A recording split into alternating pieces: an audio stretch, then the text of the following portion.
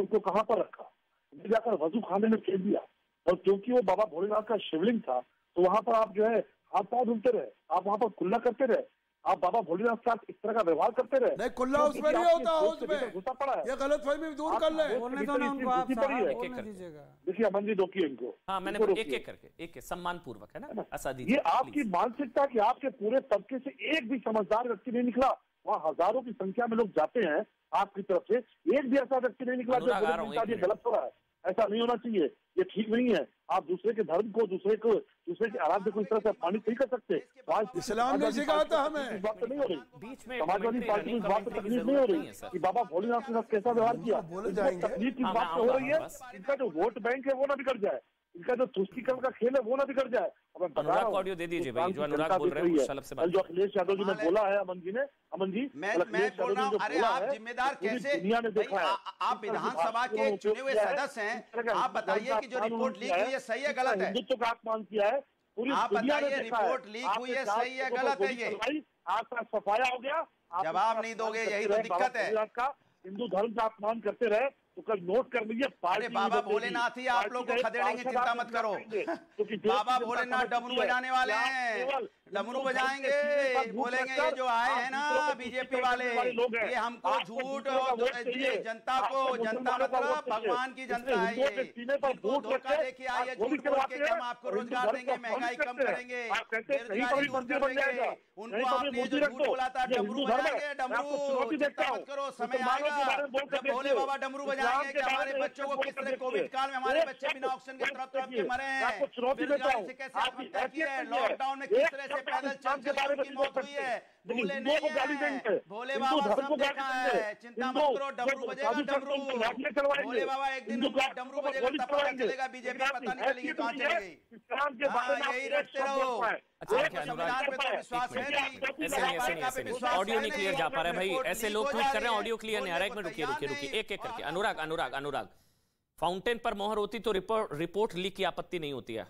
आज क्योंकि शिवलिंग पर मोहर है तो आपको रिपोर्ट लीक पर आपत्ति है, और आपको सिर्फ रिपोर्ट लीक पर आपत्ति है क्योंकि आपको पता है शिवलिंग पर मोहर लग गई है तो रिपोर्ट लीक। यही अगर फाउंटेन पर मोहर लगती तो शायद आपको आपत्ति नहीं होती। अनुराग, आज क्योंकि शिवलिंग पर मोहर लग गई है, तस्वीरें आ गई हैं और इसमें लिखा हुआ है कि शेष नाग की कलाकृति नागफन जैसी। अनुराग एक मिनट सुनिए, रिपोर्ट बता रहा हूं अनुराग भाई, यहां पर मैंने सबको रिपोर्ट हाथ में दी है, आपके पास भी है सादी जी रिपोर्ट में है, इसको खोलकर पढ़िए। इसमें लिखा गया है, अनुराग एक मिनट, इसमें लिखा गया है शेष नाग की कलाकृति नागफन जैसी आकृति देखी गई।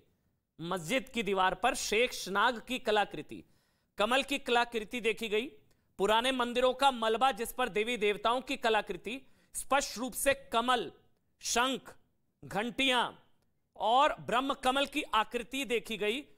सिंदूरी रंग रंगा हुआ और इसमें शिलपट पर देव विग्रह जिसमें 4 मूर्तियों की आकृति।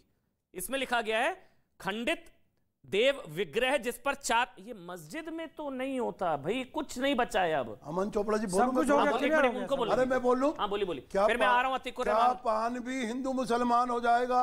क्या कमल का फूल भी हिंदू मुस्लिम हो जाएगा?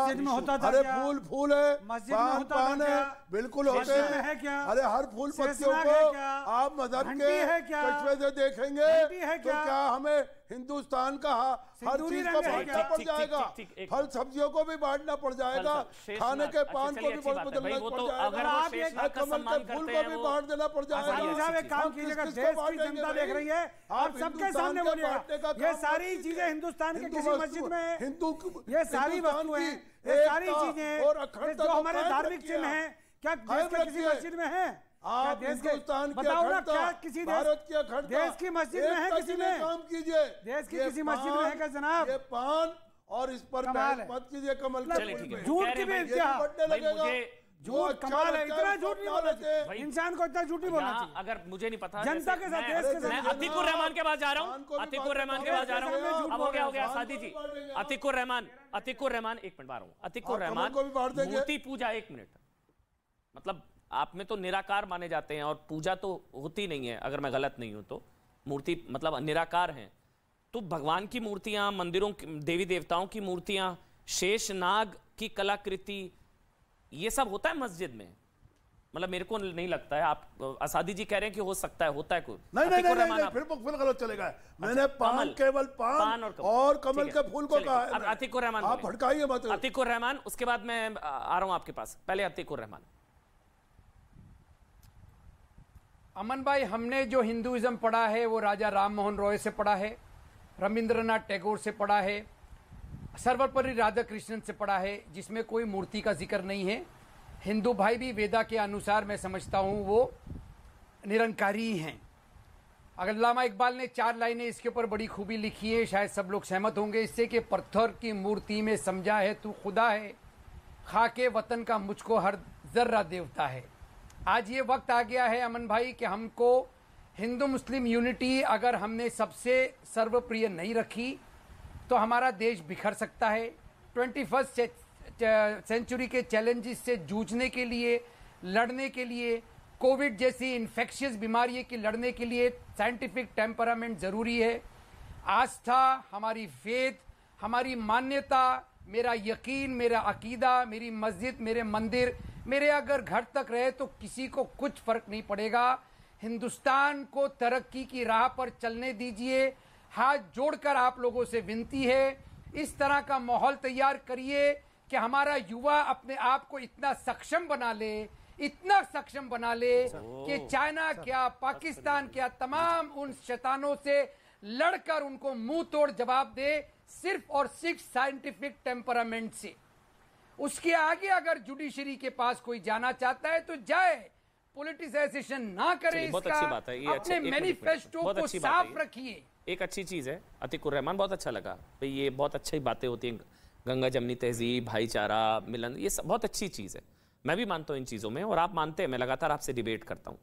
तो आपको नहीं लगता ये जो एक तरीके की अपॉर्चुनिटी है आप लोगों के पास, आपके पक्ष के पास, कि एक सेकुलरिज्म की और गंगा जमनी तहजीब की ऐसी मिसाल पेश की जाए इस बार कि सपोर्ट से जो है यहां मंदिर हो, सपोर्ट से, क्योंकि अब सब सच आ गया है, अब लड़ाई का कोई फायदा नहीं है अतीकुर भाई, और ऐसी मिसाल होगी कि मतलब सम्मान बढ़ जाएगा। आप समझिए, राम मंदिर मामले में भी मैं यही कहता था कि संवाद से समाधान होना चाहिए। कोर्ट गए, देखिए नतीजा क्या रहा।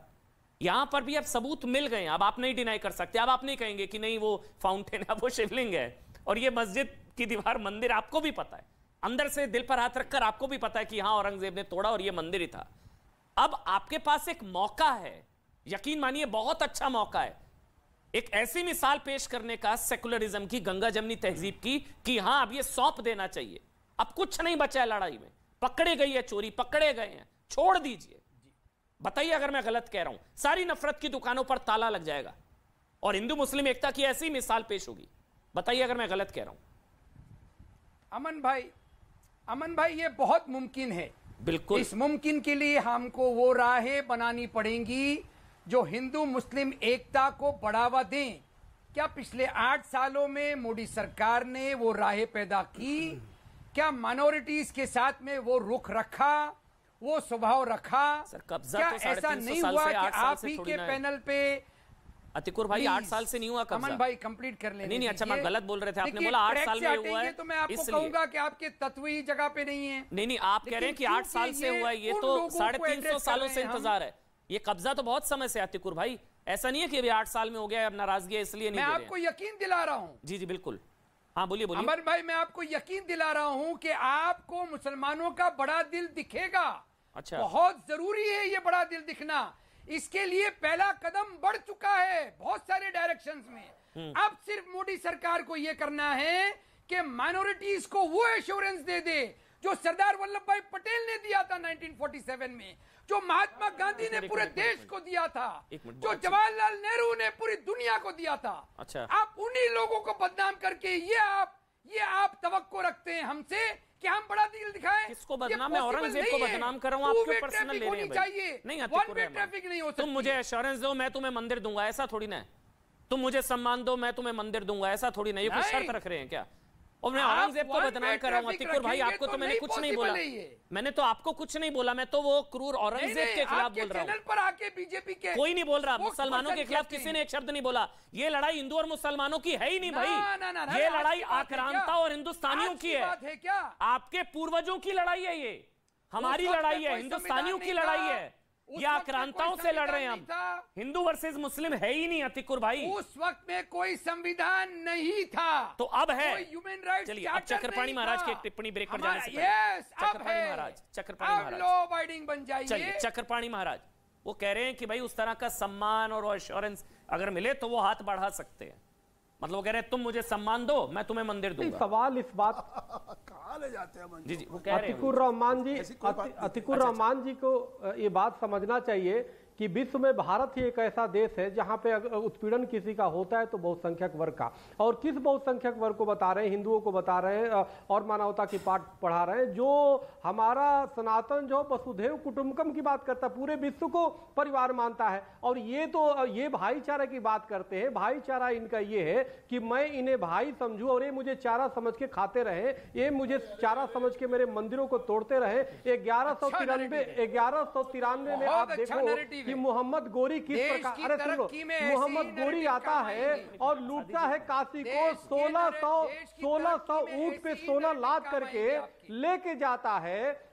अरे आपको तो न सरकार पे विश्वास है, न न्यायालय पे विश्वास है, न एंकर पे विश्वास है, न टीवी चैनल पे विश्वास है, न तुम्हें अपने आप पे विश्वास है। आपस में लड़े पे मर जा रहे पूरे विश्व में। यहाँ पे लड़ाई हिंदू मुस्लिम की नहीं है। अमन जी बिल्कुल ठीक बोला, ये लड़ाई विदेशी आक्रांता वर्सेस भारतीयता की है।